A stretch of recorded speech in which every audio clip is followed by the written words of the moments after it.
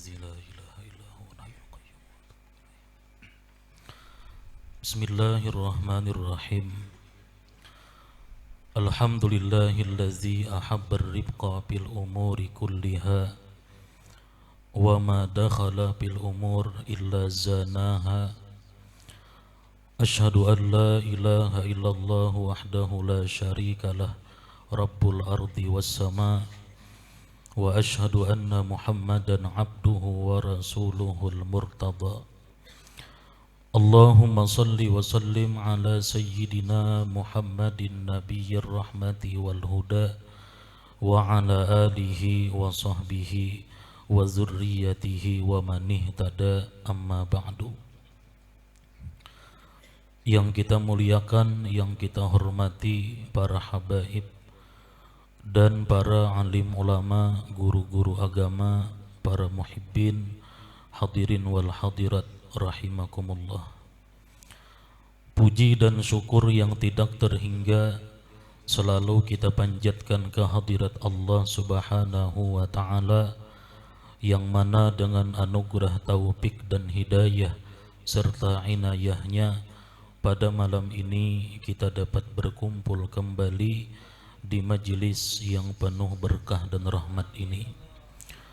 Kemudian salawat dan salam tak lupa kita haturkan atas junjungan kita Nabi besar Muhammad sallallahu alaihi wasallam dan kepada seluruh keluarga, para sahabat, zuriat dan pengikut beliau ila yaumil qiyamah. Para muhibbin, hadirin wal hadirat yang dimuliakan Allah. Kemudian di antara nama-nama Allah yang di luar 99 ialah nama Allah Ar-Rafiq. Ar-Rafiq. Qala al-Khattabi Ar-Rafiqu ma'nahu laisa bi'ajulin wala unbin. Ar-Rafiq maknanya dia tidak terburu-buru. Allah tidak tergesa-gesa dalam menetapkan satu keputusan atau menetapkan satu hukum atau menciptakan satu ciptaan. Allah tidak pernah terburu-buru. Nah, jadi Ar-Rafiq maknanya Allah Ta'ala tidak tergesa-gesa, tidak terburu-buru dalam menciptakan satu ciptaan atau menetapkan satu hukum. Allah tidak terburu-buru. Firman Allah Subhanahu wa ta'ala, وَلَقَدْ خَلَقْنَا السَّمَاوَاتِ وَالْأَرْضَ وَمَا بَيْنَهُمَا فِي سِتَّةِ أَيَّامٍ. Artinya sungguh kami ciptakan langit dan bumi dan isinya itu selama 6 hari.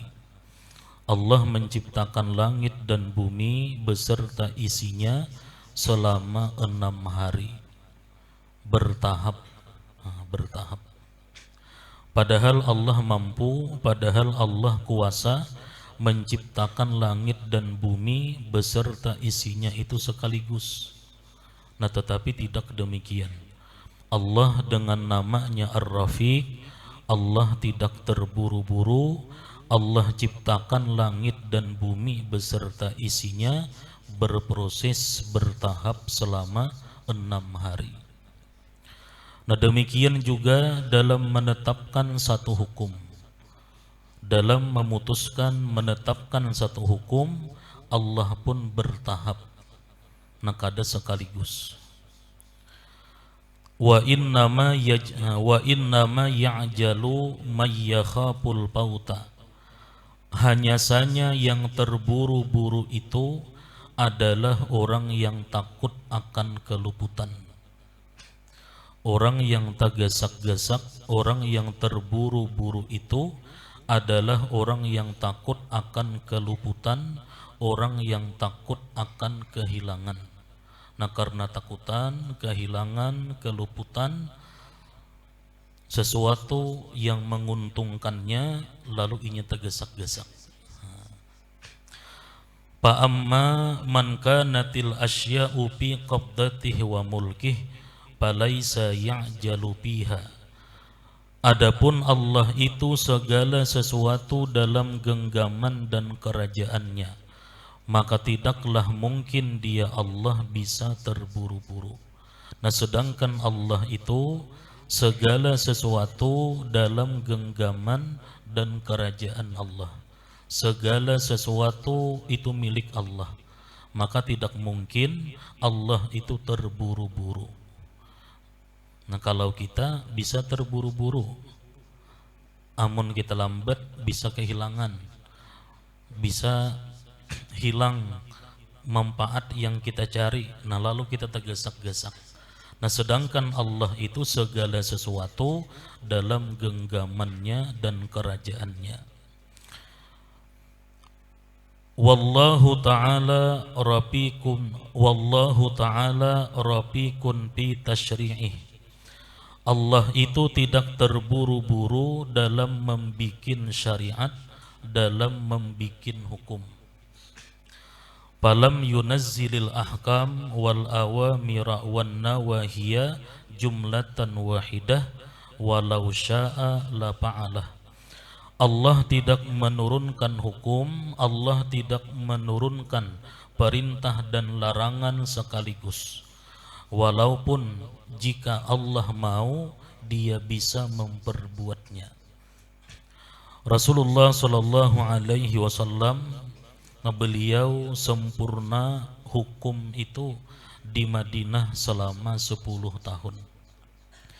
Jadi selama 10 tahun itu, di tahun ini Allah mewajibkan puasa, di tahun ini Allah mewajibkan zakat, di tahun ini Allah mewajibkan haji bertahap. Nah, Allah kadang mewajibkan semuaan hukum-hukum itu di tahun yang bersamaan kada. Nah, tetapi Allah perlahan, Allah bertahap menurunkan hukum itu sesuai dengan kemampuan, sesuai dengan pondasi keimanan kaum muslimin di waktu itu. Nah, jadi Allah dengan namanya Ar-Rafiq, Allah tidak terburu-buru dalam membikin syariat, Allah tidak terburu-buru menurunkan hukum, perintah dan larangan. Kama fa'ala fi tahrimil khamri, sebagaimana Allah memperbuat pada hukum mengharamkan khamar.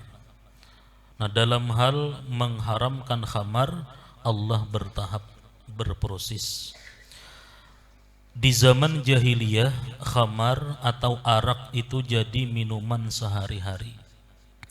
Dan setiap rumah ada mempunyai khamar. Jadi tiap-tiap rumah ada berisi arak khamar. Nah, karena khamar, arak ini jadi minuman sehari-hari di zaman jahiliyah, Allah mengharamkan khamar itu kada sekaligus. Allah tidak melarang khamar itu langsung secara keseluruhan, tetapi Allah melarang secara bertahap. Allah berfirman tentang khamar, qul fihima ismun kabir wa manafi'u linnas wa ismuhuma akbaru min naf'ihima. Artinya, katakan wahai Rasul bahwa khamar itu dosanya besar dan ada manfaat untuk manusia. Nah, di ayat ini Allah mengkhabarkan bahwa khamar itu dosanya besar dan khamar itu ada manfaatnya untuk manusia. Nah, di ayat ini Allah belum melarang khamar. Allah hanya mengkhabarkan bahwa khamar itu dosanya besar dan ada manfaatnya untuk manusia. Manfaat khamar adalah diantaranya dari segi ekonomi. Nah, karena di zaman jahiliyah itu khamar menjadi minuman sehari-hari, nah jadi banyak keuntungan yang didapat daripada jual beli khamar di waktu itu. Nah, tetapi di khamar itu ada dosa yang besar, yaitu merusak akal, yang mana akal itu adalah sesuatu yang paling berharga di dalam tubuh kita setelah roh. Nah, jadi yang paling berharga di dalam tubuh kita adalah roh. Roh kadada mati kita. Nah, sesudah roh, yang paling berharga di dalam tubuh kita adalah akal. Nah, kalau akal kadada, gila kita. Nah, karena khamar ini berpotensi merusak akal, nah maka khamar ini hukumnya dosa besar. Nah, ketika turun ayat ini, maka sebahagian kaum muslimin, sebahagian sahabat ada yang berhenti daripada minum khamar. Nah, sebahagian yang lain tetap, karena ada manfaat khamar tadi, terutama dari sisi bisnis jual belinya. Nah, kemudian Allah menurunkan lagi ayat yang kedua, Ya ayyuhallazina amanu la taqrabus salata wa antum sukara hatta ta'lamu ma taqulun. Artinya, wahai orang-orang yang beriman, janganlah kalian mendekati sembahyang sedangkan kalian dalam keadaan mabuk. Nah, di ayat ini dilarang minum khamar kalau ingin melaksanakan sembahyang. Ini sudah mulai dipersempit oleh Allah. Nah, di ayat ini Allah melarang khamar apabila waktu sembahyang sudah dekat. Karena kalau waktu sembahyang sudah dekat, minum arak, sembahyang bisa camuh sembahyangnya. Maghrib yang asalnya 3 bisa 5 kaina. Nah, lalu di ayat ini dilarang oleh Allah apabila waktu sembahyang dekat, nah jangan minum khamar. Sehingga ada yang masih minum khamar, sehingga bacaannya, sehingga ada yang masih minum khamar kalau tidak mau, tidak ingin melaksanakan sembahyang.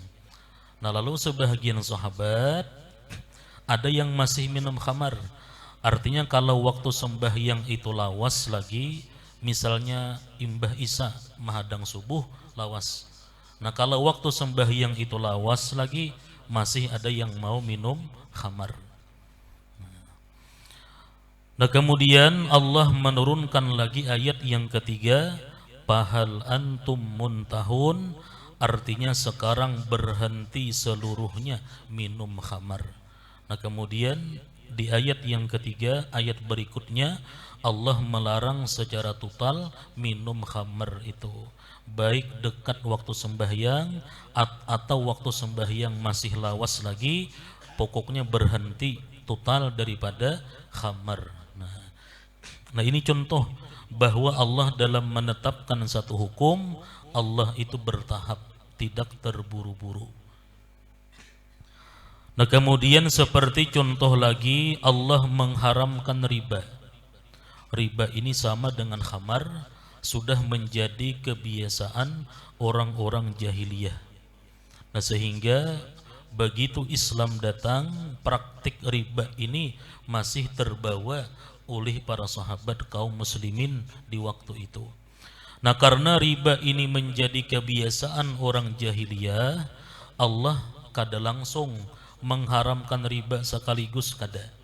Nah, Allah mengharamkan riba ini bertahap, berproses. Allah berfirman, "Wa ma ataitum mir riba liyarbuwa fi amwalin nas fala yarbu indallah."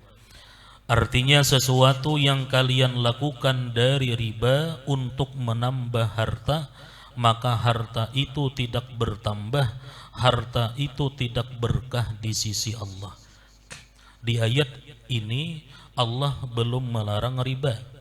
Allah menjelaskan kepada hambanya bahwa harta riba itu kada berkah. Nah, oleh karena itu sebahagian sahabat ada yang masih melakukan riba. Artinya Allah kada melarang riba, cuman harta riba itu kada berkah aja, kada diharamkan oleh Allah. Nah, sehingga sebahagian berhenti karena hartanya kada berkah. Nah, sebahagian yang lain tetap jalan riba ini. Nah kemudian Allah menurunkan lagi ayat فَبِظُلْمٍ مِّنَ الَّذِينَ هَادُوا حَرَّمْنَا عَلَيْهِمْ طَيِّبَاتٍ أُحِلَّتْ لَهُمْ وَبِصَدِّهِمْ عَنْ سَبِيلِ اللَّهِ كَثِيرًا وَأَخْذِهِمُ الرِّبَا وَقَدْ نُهُوا عَنْهُ. Artinya orang-orang dahulu dibinasakan oleh Allah karena mereka melakukan riba. Di ayat ini pun Allah belum melarang riba. Nah cuman Allah mengkhabarkan bahwa orang-orang dahulu itu dibinasakan oleh Allah sebab mereka melakukan riba. Lalu ketika ayat ini turun, sebahagian sahabat ada yang ampih berhenti melakukan riba karena takut dibinasakan oleh Allah. Nah sebahagian sahabat yang lain masih melakukan riba karena ujar mereka yang dibinasakan Allah itu umat-umat terdahulu, orang-orang dahulu, kita ini kada. Nah lalu sebahagian yang lain masih melakukan riba.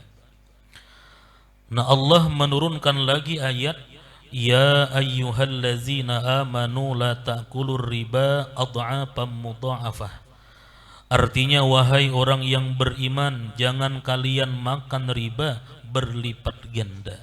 Nah di ayat ini sudah mulai dipersempit oleh Allah bahwa jangan makan riba, jangan melakukan riba kalau riba itu berlipat ganda. Nah lalu sebagian sahabat memahami artinya kalau berlipat ganda kada boleh. Kalau kada berlipat ganda, bunganya halus, bunganya kecil, berarti kada apa-apa.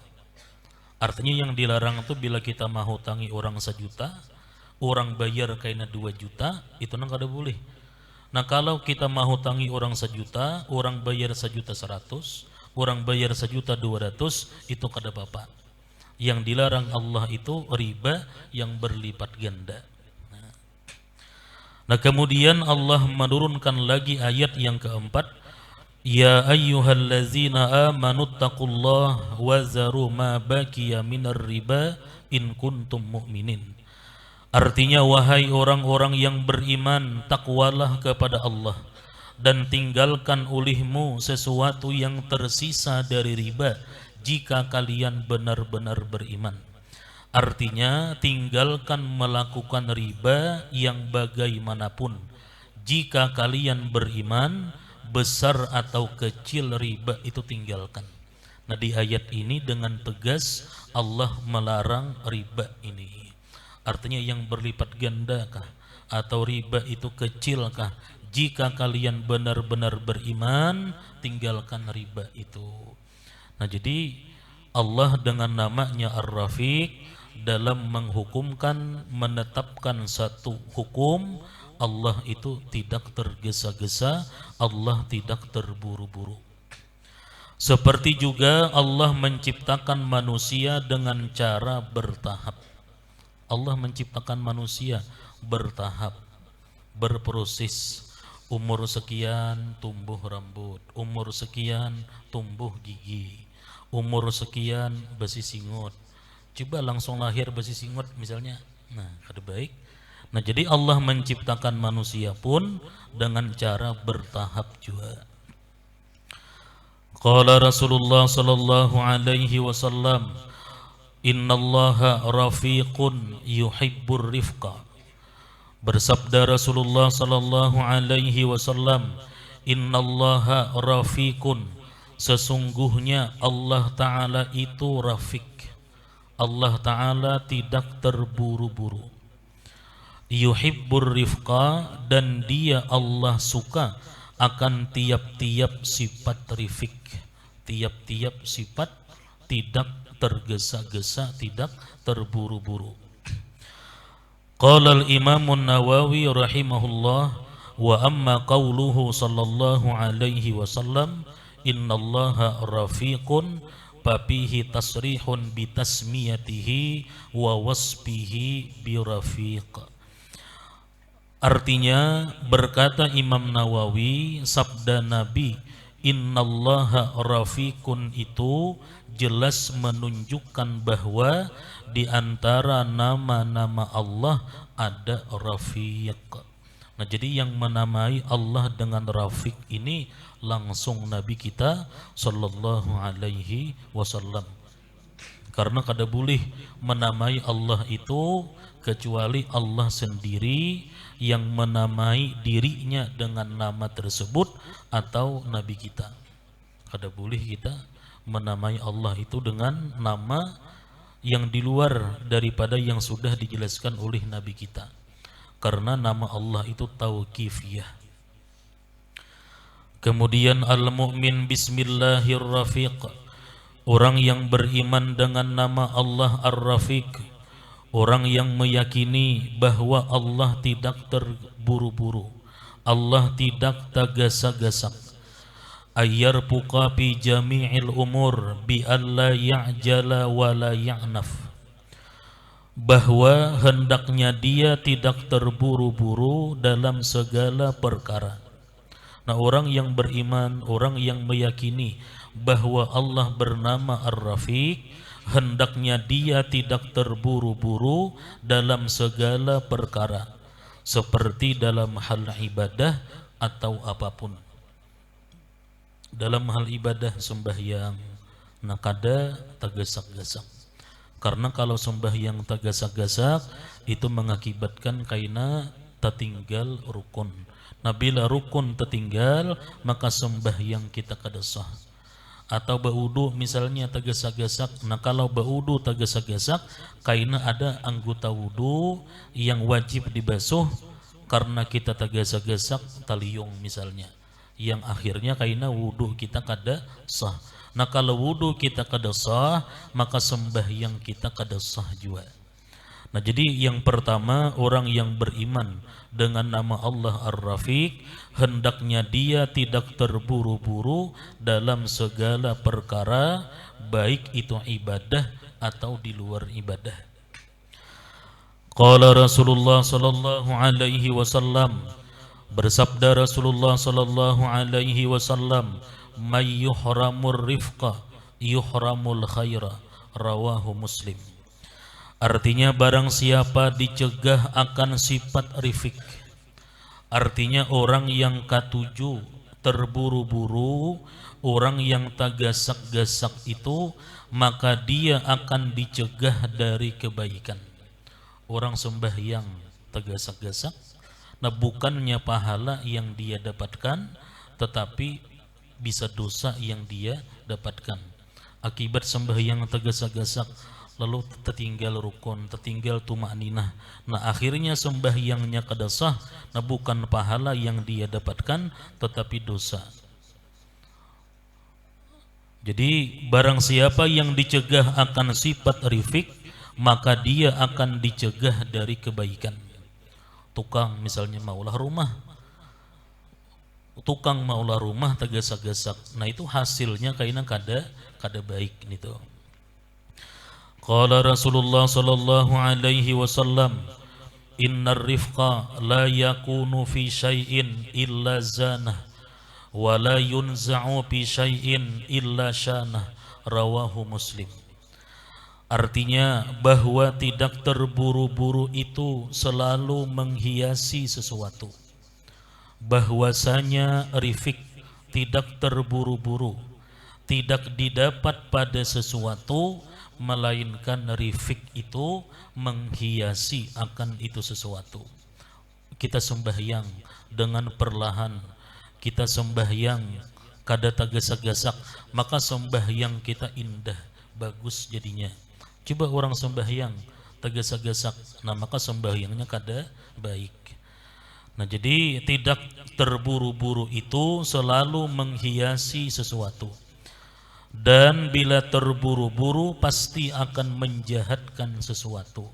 Nah, sesuatu yang dilakukan dengan terburu-buru, maka sesuatu itu kada baik jadinya. Wa qala sallallahu alaihi wasallam, dan bersabda Nabi sallallahu alaihi wasallam, at-ta'anni minallah, bermula perlahan itu dari Allah. Artinya berpikir dahulu baru tetapkan, baru putuskan. Berpikir dahulu lalu ucapkan, lalu perbuat. Nah, perlahan itu dari Allah, wal ajalatu minasyaitan, dan terburu-buru itu dari syaitan. Nah, terburu-buru itu dari syaitan. Syaitan itu ingin kita ini jatuh dalam dosa, syaitan itu ingin kita ini jatuh dalam penyesalan. Nah, kalau kita memutuskan sesuatu, kalau kita melakukan ibadah dengan terburu-buru, nah bukannya pahala yang kita dapat, malahan dosa yang kita dapatkan. Syaitan sudah kada bisa menghalangi kita daripada ibadah. Nah, iblis bisikkan lawan kita supaya kita beribadah itu tergesa-gesa. Nah, syaitan ingin menjatuhkan kita dalam dosa, dalam penyesalan. Seperti dikatakan makhaba manistasyara, tertinggal alifnya. Dalam riwayat yang lain makhaba manistakhar wala nadima manistasyar. Artinya tidak akan rugi orang yang istikharah dan tidak akan menyesal orang yang bermusyawarah. Nah, istikharah, musyawarah itu bagian daripada rifik, bagian daripada perlahan. Karena kalau orang tergesa-gesa, kada sempat istikharah, kada sempat bermusyawarah. Nah, jadi bermusyawarah, istikharah itu bagian daripada rifik, bagian daripada perlahan, tidak terburu-buru. Nah, jadi Rasulullah Shallallahu Alaihi Wasallam menyuruh kita dalam perkara ibadah itu mesti perlahan-lahan, jangan terburu-buru. Apakah lagi hanya urusan dunia, apalagi hanya urusan dunia. Karena sesuatu itu kalau memang sudah ditakdirkan untuk kita, pasti akan sampai kepada kita. Hendak kita belakas-lakas, hendak kita lambat, kalau sesuatu itu memang ditakdirkan untuk kita, pasti akan sampai lawan kita. Itu akan mempengaruhi lawan takdir kita. Nah, jadi orang yang sempurna keimanannya dengan nama Allah Ar-Rafiq itu hidupnya tenang, hidupnya kada gelisah, inya kada terburu-buru, karena inya yakin bahwa apa yang ditetapkan Allah untuknya pasti akan sampai kepadanya. Dan kalau memang sesuatu itu bukan jatahnya, bagaimanapun kita mengusahakannya, kita terburu-buru mengajarnya, kalau memang bukan takdir kita, maka kada akan sampai dan kada akan pernah menjadi milik kita. Jadi dalam hal misalnya berusaha dalam mencari jodoh, perlahan, jangan tergesa-gesa, istikharah dahulu, musyawarah dahulu, minta pendapat lawan orang yang lebih tahu. Nah, jangan sampai kita mengambil keputusan tergesa-gesa yang ujung-ujungnya kayaknya menjadi penyesalan lawan kita. Nah, hadirin wal hadirat, para muhibbin yang dimuliakan Allah. Nah, itulah pembahasan daripada nama Allah Ar-Rafiq. Nah, kemudian selanjutnya min asma'illah al-husna al-kafil ila hadratin nabiyil mustafa rasulillah sallallahu alaihi wasallam. Al-Fatihah. Bismillahirrahmanirrahim. Alhamdulillahi rabbil alamin arrahmanirrahim maliki yaumiddin. Iyyaka na'budu wa iyyaka nasta'in ihdinas siratal mustaqim siratal ladzina an'amta 'alaihim ghairil maghdubi 'alaihim waladdallin. Bismillahirrahmanirrahim. Alhamdulillahi rabbil alamin wassalatu wassalamu ala asyrafil mursalin sayyidina Muhammadin wa ala alihi wa sahbihi ajma'in. Allahumma inna nas'aluka ziyadatan fid din wa barakatan fil umur wa syahadatan fil jismi wa sa'atan fil rizqi wa taubatan qabla al maut wa syahadatan 'inda al maut wa maghfiratan ba'da al maut wa 'afwan inda al hisab wa amadan min al 'adzab wa nasiban min al jannah wa razaqna an-nadhar ila wajhikal karim. Rabbana hab lana min azwajina wa dhurriyyatina qurrata a'yun waj'alna lil muttaqina imama. Rabbana atina fid dunya hasanah wa fil akhirati hasanah wa qina adzabannar. Wa sallallahu ala sayyidina Muhammadin wa ala alihi wa sahbihi wa sallam walhamdulillahi rabbil alamin. Taqabbalallahu minkum.